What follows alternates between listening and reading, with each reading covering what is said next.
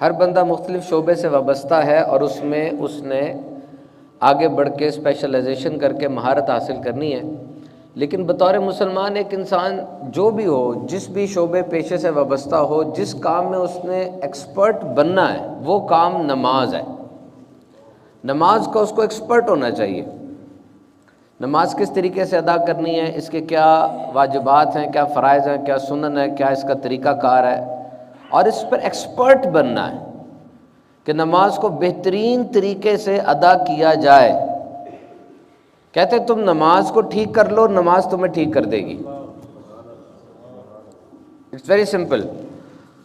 اور اس کی اہمیت پر اس سے بڑھ کر کیا دلیل ہوگی کہ رب تعالیٰ قرآن مجید میں 700 بار نماز کا ذکر فرما رہا ہے۔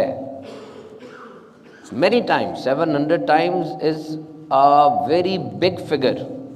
اور جب میں یہ بیان تیار کر رہا تھا تو میری عادت ہے جب قرآن مجید سے برکتیں حاصل کی جاتی ہیں تو کی ورڈ ہم لکھتے ہیں سرچ آپشن میں، وہ کی ورڈ پھر آگے سرچ دیتا ہے کہاں کہاں نماز کا ذکر آیا۔ تو پڑھتے ہوئے جو بات میں نے محسوس کی وہ یہ کہ اس ایکٹیویٹی پہ سپرویژن بہت زیادہ ہے، یعنی نماز کی ہر ڈائنامک کو، ہر اینگل کو رب تعالیٰ بیان فرما رہا ہے، خود رب تعالیٰ بیان فرما رہا ہے۔ نماز کے اوقات کے اوپر، نہ پڑھنے کی وعید کے اوپر، پڑھنے کے فوائد کے اوپر، عصر کی نماز کی اہمیت کے اوپر، every thing. Now who is discussing Almighty Allah, omnipotent, omnipresent, omniscient? He himself is emphasizing. So this will grade this form of worship the supreme. You cannot ignore. اور پھر رب تعالیٰ نے نماز کے حوالے سے جو اتنی اصرار فرمایا، اتنی اس کی اہمیت کو اجاگر فرمایا، اور یہ بھی بتایا کہ انڈیویجول سوسائٹی پر اور اجتماعیت میں نماز کا کیا فائدہ ہے۔ دیکھیں، مسلمان نے تو عبادت کرنی ہے، زندگی کا مقصد ہی عبادت کرنا ہے، اور عبادت کیسے ہوگی جب سارا دن اس کا دھیان اس طرف رہے گا کہ اس نے عبادت کرنی ہے، اور اس عبادت کی سب سے بہترین فارم وہ نماز ہے۔ فرمایا نماز سے روزی میں برکت ہوتی ہے۔ یہ بہت وسیع جملہ ہے، نماز سے روزی میں برکت ہوتی ہے، کیونکہ یہ وہ چیز ہے جو سب چاہ رہے ہیں، برکت سب چاہ رہے ہیں۔ اب ایک بندہ دکان پہ بیٹھا ہے تو دکان پہ گاہکوں کا رش لگا ہوا ہے، ادھر سے اذان ہو جاتی ہے۔ اب یہ اس کے ایمان کی کسوٹی ہے، کتنا اس کا ایمان مضبوط ہے۔ رزق رب تعالیٰ نے دینا ہے، گاہک نے نہیں دینا۔ اب وہ اس بات پر ایمان رکھتا ہے، دکان کو بند کرتا ہے یا سامنے پردہ لگاتا ہے، لکھتا ہے جی وقفہ برائے نماز، اور نماز کے لیے چلا جاتا ہے۔ یہ توکل کی بات ہے، ایمان کی بات ہے کہ روزی سے میں برکت نماز سے ہونی ہے، اس پر اس کا ایمان کتنا ہے۔ اب دیکھیں یہ ایمان اور توکل کی جب بات آتی ہے، واقعہ کربلا کو پڑھیں۔ واقعہ کربلا میں 22,000 کی فوج اوپوننٹ موجود ہے، اور یہ حکمت خداوندی ہے، نظر آ رہا ہے سامنے کیا رزلٹ ہوگا اس کا۔ سب کچھ بند ہے، سامنے دشمن 22,000 کی فوج لے کر کھڑا ہے، لیکن ایک لمحے کے لیے نہ صرف امام حسین رضی اللہ تعالیٰ عنہ بلکہ پورے لشکر حسین کے کسی فرد کے توکل میں کوئی کمی آئی ہو تو مجھے بتائیں، ایمان پہ کوئی لچک آئی ہو تو مجھے بتائیں۔ یہ توکل کی بات ہوتی ہے۔ ایک دفعہ نبی پاک صلی اللہ علیہ وسلم کی آمد باسعادت ہوئی تو سامنے خاتون جنت بی بی فاطمہ زہرا اونٹ کے بالوں کی چادر اوڑھ کر چکی پیس رہی تھی۔ سیدہ کائنات ہیں اور جنت کی خواتین کی سردار ہیں، اور اتنے اوصاف ہیں کہ اس کو سمیٹا نہیں جا سکتا، لیکن اس حالت میں وہ چکی پیس رہی ہے۔ نبی پاک صلی اللہ علیہ وسلم کی آنکھوں میں آنسو آئے، اب غمگین ہوئے، لیکن یہ ارشاد فرمایا کہ فاطمہ دنیا کی مشقت برداشت کر لو، آگے آسانی آسانی ہے۔ فوکس کہاں ہے؟ آج غربت کا بہت رونا روتے ہیں نا کہ جی غربت بہت زیادہ ہو گئی، سارا کچھ ہو گیا، کیونکہ نظر محرومیوں پر ہے، نعمتوں پر نہیں ہے۔ ایک شاعر تھا ڈی ڈی راٹ اس کا نام تھا، وہ غریب آدمی تھا اور غربت میں بڑا خوش تھا، اپنے لائف سٹائل میں بڑا خوش تھا، but he was a famous poet, he was a literary personality. So what happened one day, a person has gifted him a robe. ایک بندے نے اس کو خوبصورت چوغا تحفے میں دیا، کپڑا اس نے لے لیا تحفے میں. اب جب اس نے چوغا تحفے میں لیا، وہ کہتا ہے کہ میری زندگی بے چین اور پریشان ہو گئی، وہ سارا سکون چھن گیا. وہ نظم لکھتا ہے پوری، ڈڈی راٹ افیکٹ اس کو کہا جاتا ہے. کیا نظم تھی؟ وہ کہتا ہے جب کپڑے میرے اتنے اچھے ہیں، اب گاڑی بھی اچھی ہونی چاہیے. کپڑے جب اتنے اچھے ہیں تو جوتے بھی اچھے ہونے چاہیے. جب کپڑے اتنے اچھے تو مکان بھی بڑا ہونا چاہیے. دس از ڈیڈی راٹ افیکٹ. اور وہ ایک چیز کے پیچھے جا کے تمام چیزوں کے پیچھے پھر ہر ایک کی نظر پڑ رہی ہے، ہر ایک کی نظر بھی اچھی ہونی چاہیے. او اللہ کے بندو، ہر بندہ مصروف ہے، کسی کو آپ کی پرواہ نہیں ہے. آپ بڑے ڈپارٹمنٹل اسٹور میں جاتے ہیں، آپ کو لگتا ہے ہر بندہ آپ کو دیکھ رہا ہے. اس کو انگلش میں کہتے ہیں spotlight effect, flashlight effect. Spotlight ہوتی ہے نا، جب بندہ ایسے بیچ میں آتا ہے اس کے اوپر لائٹ پڑتی ہے ایسے کر کے، آپ کو لگ رہا ہے ساری لائٹیں آپ کی طرف ہیں، اور کسی کو آپ کی پرواہ نہیں ہے. ایک سیکنڈ کے لیے اس نے آپ کو دیکھا، وہ بھی اس لیے کہ ٹکر نہ مار دیں آپ آگے، باقی اس کو کوئی غرض نہیں ہے آپ سے. بندے بڑے مصروف ہیں. تو ڈیڈی راٹ لکھتا ہے کہ جناب میں تو بڑا پریشان ہو گیا اور سارا میرا سکون چھن گیا. تو یہ یاد رکھے کہ چھوٹی چھوٹی باتوں پہ نیک اعمال کر کے ہم نے انہیں سمیٹنا ہے اور پھر ساتھ لے کر جانا ہے. اب کوئی کہ جی میرے پاس تو کروڑ روپیہ نہیں ہے، میں تو مسجد نہیں بنا سکتا، میں نیکی کیسے کروں گا؟ یا میرے پاس تو اربوں روپے نہیں ہے، میں 10-12 جناب جو ہے وہ مدرسے بنا دوں، جامعات بنا دوں. تو یہ دین اسلام کے اندر ٹنل بھی نہ رکھے. اسلام تو اتنا بہترین مذہب ہے کہ آپ بیٹھے ہیں اور بیٹھ کے اپنی زوجہ کو مسکرا کے دیکھیں، صدقے کا ثواب مل جاتا ہے. امام راضی حدیث نقل کرتے ہیں کہ ایک بندہ بڑا گناہ گار تھا، رب تعالیٰ نے اسے معاف کر دیا. وہ کہتا مالک میری کون سی ایسی بات تھی جس پہ تیرا یہ رحم اور کرم یہ جوش میں آیا؟ کہا تو رات کے اندھیرے میں جا رہا تھا، یاد کر، تو نے رستے میں ایک پتھر دیکھا تو پتھر ہٹا دیا، یہ کہہ کے کہ بندے کو لگ نہ جائے. کہتا وہ تو بڑی پہلے کی بات ہے مالک. کہ دیکھ تو رات کے اندھیرے میں میری مخلوق کا خیال کر رہا ہے تو میں تیرا خیال نہیں کروں گا؟ اس کا نام ہے یا خبیرو، خبر رکھنے والا. تو اس سے بڑھ کر کون خبر رکھے گا؟ دل میں اٹھنے والے وسوسے سے بھی باخبر ہے نا. نیکی کو چھوٹا سمجھ کے کبھی اگنور نہ کرنا، یاد رکھنا. کسی کو مسکرا کے دیکھنا، سلام میں پہل کرنا، پتھر ہٹا دینا، کتنا ٹائم اور کتنا سرمایہ چاہیے اس میں مجھے بتاؤ آپ. جب کوئی سلام میں پہل کرتا ہے 90 رحمتیں اس کے لیے ہیں، جو جواب دیتا ہے 10 رحمتیں اس کے لیے. کہو السلام علیکم، تمہیں 10 نیکیاں مل جائیں گی. السلام علیکم ورحمۃ اللہ 20 مل جائیں گی. السلام علیکم ورحمۃ اللہ وبرکاتہ 30 نیکیاں تمہیں مل گئی. کھاتے بھرے جا رہے ہیں. تو ڈونٹ اگنور نہیں کرنا.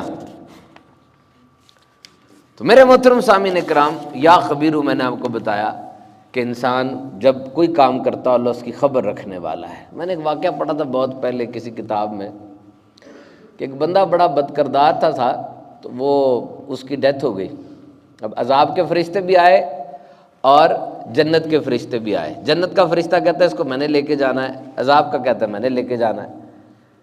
کہا تو تم کیوں لے کے جاؤ گے نیکی کے فرشتے، اس کے پاس تو ہے ہی کچھ نہیں. وہ کہتا مجھے ذرا چیکنگ کرنے دو پوری. اس نے چیکنگ وغیرہ کی تو واقعی کچھ نہیں نکلا. وہ کہتا اب میں لے جاؤں؟ کہا نہیں، میں اور چیکنگ کروں گا تھوڑی اس کی.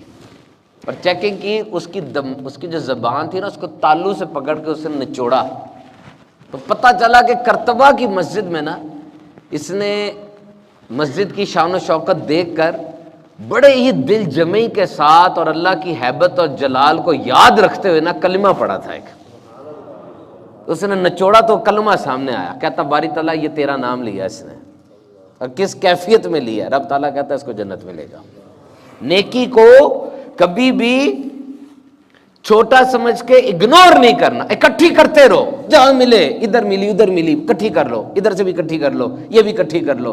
دیکھو ایک والٹ ہے، گودام ہے، امیجن کرو اس گودام میں نیکیاں پائل اپ ہوتی جا رہی ہیں، گانٹھیں بن کے لگتی جا رہی ہیں. کسی عالم نے ڈاکٹر کو بڑی پیاری بات کی.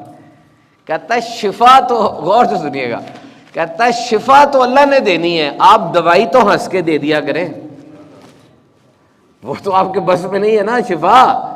مریض بھی لڑ رہا ہے ڈاکٹر سے اس کام کے لیے جو اس کے بس میں ہی نہیں ہے۔ اس کا کام تھا خوبصورت انداز سے بات کو سنتا، اچھے طریقے سے نسخہ لکھ کے دے دیتا، اس کے آگے کا کام ڈاکٹر کا نہیں ہے۔ آپ ہسپتال توڑ رہے ہیں، آپ اس کا گریبان پکڑ رہے ہیں، اس کا کام ہی نہیں آگے۔ ہاں دوائی ہنس کے دینا اس کا کام تھا۔ تو میرے محترم سامعین کرام، یہ نماز ہے، اور نماز کے اثر دنیا میں انفرادی اور اجتماعی زندگی پہ کیا پڑتے ہیں یہ رب تعالیٰ فرماتا ہے۔ نماز بے حیائی اور برے کاموں سے روکتی ہے۔ نہیں رک رہے، نماز میں خرابی نہیں ہے، نماز بے حیائی برے کاموں سے روکتی ہے، حق ہے۔ 1,24,000 صحابہ نے جو نماز پڑھی، اس نماز نے بے حیائی برے کاموں سے روکا ہے۔ جو اولیاء نماز پڑھتے ہیں وہ نماز ہے جو بے حیائی برے کاموں سے روکتی ہے۔ ایک بندہ پیپر دے رہا ہے، سپیلنگ کا خیال نہیں رکھتا، رائٹنگ کا خیال نہیں رکھتا، اور کہتا ہے رزلٹ میرا اچھا ہے، کیسے ہو سکتا ہے؟ جاگنگ ٹریک میں جا رہے ہو، گندی قمیض ہے گریس اور آئل سے بھری ہوئی، اور جیسی نماز کا ٹائم آیا کوئی پرواہ نہیں ہے، وہ کپڑے پہن کے اپنے ماموں کی شادی میں کبھی نہیں جاؤ گے، جا کے اللہ کی بارگاہ میں کھڑے ہو رہے ہو اور کہہ رہے ہو رزلٹ نہیں مل رہا۔ سوچو تو صحیح، خود بھی پریشان ہو، تمہارے جسم کی بو سے دیگر پریشان نمازی بھی پریشان ہو رہے ہیں، تمہارا موبائل بند نہیں ہے۔ اتنی پیاری قرات کرتے ہمارے عابد بھائی، اتنی پیارے سر میں قرات ہو رہی ہے، ویسے بھی سردیاں آ گئی ہیں، پنکھے بند ہے، اس میں تمہارے موبائل کا گانا بج جاتا ہے، اور کہتے ہو نماز بے حیائی بری باتوں سے بچاتی نہیں۔ خیال تو کرو نا، ڈاکٹر کے پاس اب گئے، فرنجائٹس تھا آپ کو، اپر ریسپریٹری ٹریکٹ انفیکشن ہے، گلا خراب ہے، سینہ جکڑا ہوا ہے، اس نے آگومنٹن دے دی، آپ کو زیریٹیک دے دی، پیناڈول دے دی، لیکن آپ آگے قمیض کھول کے اے سی کے سامنے بیٹھ جائیں، دوائی کا تو کوئی فرق نہیں پڑے گا، نہ نسخے کا کوئی اثر آئے گا۔ اپنی بات کو دیکھیں نا کہ نماز کو کس طرح پڑھ رہے ہیں، یہ جملہ سن لو غور سے، نماز کو کس طرح پڑھ رہے ہو؟ ادھر ادھر دیکھ کر پڑھ رہے ہو کہ سیکھ کر پڑھ رہے ہو؟ جنازہ میں کیا کرتے ہو اور عید پہ کیا کرتے ہو؟ دیکھ دکھ کے ہی کر رہے ہوتے ہو نا، وہ بھی امام نے ہاتھ اٹھایا نیچے کیا، وہ بابا جی کا ہاتھ نیچے نہیں ہوئے، میں بھی نیچے نہیں کروں گا، دیکھ دکھا کے نہیں ہوتا، سیکھ سکھا کر ہوتا ہے۔ سیکھو۔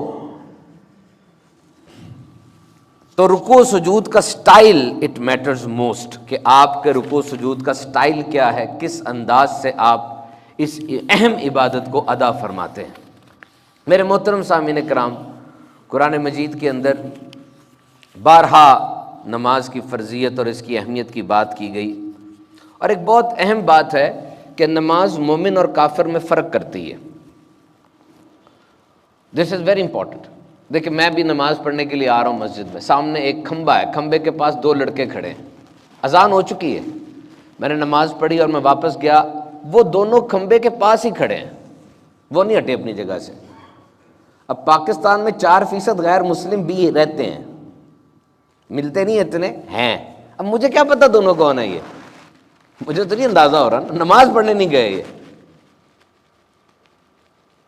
That's very simple۔ نماز مومن اور کافر میں فرق کرتی، میں کفر کا فتویٰ نہیں دے رہا ہوں، ان پہ بات کر رہا ہوں، ایک سمجھ آ گئی آپ کو کہ نہیں آئی؟ تو بہرحال یہ جو نماز ہے آپ کے مائکرو اور میکرو ہر زندگی کے اوپر بہت زیادہ اثر ڈالتی ہے۔ میرے آقا صلی اللہ علیہ وسلم کے بارے میں ارشاد فرمایا کہ جب اذان ہو جاتی آپ یوں ہو جاتے جیسے اجنبی ہوتے ہیں، اور بالکل نماز کی طرف آپ کی توجہ ہو جاتی۔ تو دیکھیے ایک مسلمان کا زندگی کا انداز نماز میں تبدیل ہو جاتا ہے۔ موڈ ہوتے ہیں موبائل کے، ایک جنرل موڈ ہوتا ہے، ایک فلائٹ موڈ ہوتا ہے، ایک سائلنٹ موڈ ہوتا ہے، ایک وائبریشن موڈ ہوتا ہے۔ جب مسلمان مسجد میں داخل ہو سمجھ لیں اس کا موڈ تبدیل ہو گیا ہے۔ Now he is at a place where he will behave differently. Now he will not talk about worldly items. Now he will not laugh. He must have a reserved behavior۔ اور وہ آیا، آ کے اس نے جیسے ہی اللہ اکبر کہا، اب وہ بہت الگ ہو گیا، اب وہ سلام کا جواب نہیں دے گا، اب وہ چھینک کا جواب نہیں دے گا، کسی کی پکار پر اس نے نہیں سننا۔ اور دیکھیے سسٹم کتنا زبردست ہے، کتنا اچھا سسٹم ہے۔ آج آپ کسی سیاستدان سے ٹائم مانگتے ہیں، وہ آپ کو ٹائم دیتا ہے بدھ کا کہ بدھ کو آ جانا. آپ بدھ کو جاتے ہیں، خبر ملتی ہے صاحب بہادر تو اسلام آباد چلے گئے، ان کی کوئی اور اہم میٹنگ آ گئی ہے، اور کئی پھیرے لگتے ہیں آپ کے، ملاقات نہیں ہو پاتی. اور یہاں خدا احکم الحاکمین، تمام جہانوں کا رب، اس کی بارگاہ میں حاضر ہونا ہے، اللہ اکبر کو ڈائریکٹ اس کی بارگاہ میں پہنچ جاؤ گے. دھیان رکھنا اس بات کا. نماز آپ کا فوکس درست کر رہی ہے، بکھری ہوئی سوچوں کو. صبح آپ اٹھنے کے بعد آفس چلے گئے، آفس گئے، وہاں پر باس کی جھڑکیاں سنی، اپنے کولیگز کی لیگ پولنگ دیکھی، کاموں کا سٹریس دیکھا، یہ جاتے ہوئے ٹریفک کا دھواں، ڈیزل کا، یہ سب کچھ آپ کا ذہن پراگندہ ہو گیا. اب ڈسٹرب ہو گئے آپ. اور کہتے ہیں کہ 1980s کے اندر جو انسان کے دماغ پہ پریشر تھا، جو مصروفیات تھیں 1980s میں، آج ایک 12 سال کے بچے کو جتنے سیاپے پڑے ہوئے نا 1980s میں جس کو اتنے ہوتے اس کو دماغی مریض قرار دے دیا جاتا تھا، جو آج نارمل ہے. اتنا زیادہ. تو دوپہر تک آپ ایگزاسٹ ہو گئے، برن آؤٹ ہو گئے، آپ کا موڈ خراب ہو گیا، آپ کی زندگی ایسے سٹک اپ ہو گئی. اور دیکھیں اب اللہ رب العزت ماں سے کتنے گنا زیادہ محبت کرتا ہے. اللہ نے فرمایا تو تھک گیا ہے، اب آجا میرے پاس آجا. بلایا کیسے؟ ظہر کی اذان کے ذریعے. ظہر کی اذان کے ذریعے بلایا، حی علی الفلاح، پریشان ہے آجا فلاح کی طرف آجا. حی علی الصلاح، پریشان ہے آجا نماز کی طرف آجا. اور بندہ آتا ہے، آگے پہلے وضو کرتا ہے. ایک ماہر نفسیات کہتا ہے کہ وہ بندہ جو دماغی پریشانیوں سے لڑ رہا ہے، suffering from psychological disorder, he's suffering from mental illness, just analyze that person health before ablution, then order him to perform ablution in accordance with the rules prescribed. اس کو سخت قسم کی بیماری ہے، اس کو دیکھو، اس کے جسم کی کیفیت کو، اب اس کو صحیح طریقے سے وضو کراؤ جو حکم ہے، اور اب اس کے دماغ کو، اس کے جسم کو دیکھو، تمہیں واضح فرق نظر آئے گا. کیونکہ یہ وضو ہے، پاکی وہ جس کا رب نے فرمایا، انداز وہ ہے. وضو میں کئی جگہوں پہ آپ پانی لگاتے ہیں جہاں عام دنوں میں، عام وقت میں آپ پانی نہیں لگا رہے ہوتے، اور اب اس کو نماز کے لیے کھڑا کرو. وہ بندہ ڈائریکٹ اللہ کی بارگاہ میں پہنچ گیا، اور اب وہ نماز کے لیے پڑھتا ہے. رب تعالیٰ فرشتوں کو کہتا ہے اس کی ساری برائیاں لے لے، اس کے گناہ لے لے، میری بارگاہ میں کھڑا ہی ہے، ابھی تو لے لے. فرشتہ اس کی برائیاں لے لیتا ہے. نماز سے فارغ ہو کے جانے لگتا ہے، فرشتہ کہتا ہے مالک اسی کی چیز تھی دے دوں؟ کہا نہیں، میرے بندے نے مجھے سجدہ کیا، یہ رکھ لے، اب اس کو نہیں دیں گے. دھل جاتا ہے. فرمایا جس کے گھر کے باہر دریا ہو، نہر موجود ہو، 5 بار اس میں غسل کرے، کوئی میل باقی رہے گا؟ صحابہ نے عرض کی یا رسول اللہ نہیں رہے گا. کہا بس یہی مثال 5 نمازوں کی ہے، یہی مثال 5 نمازوں کی ہے.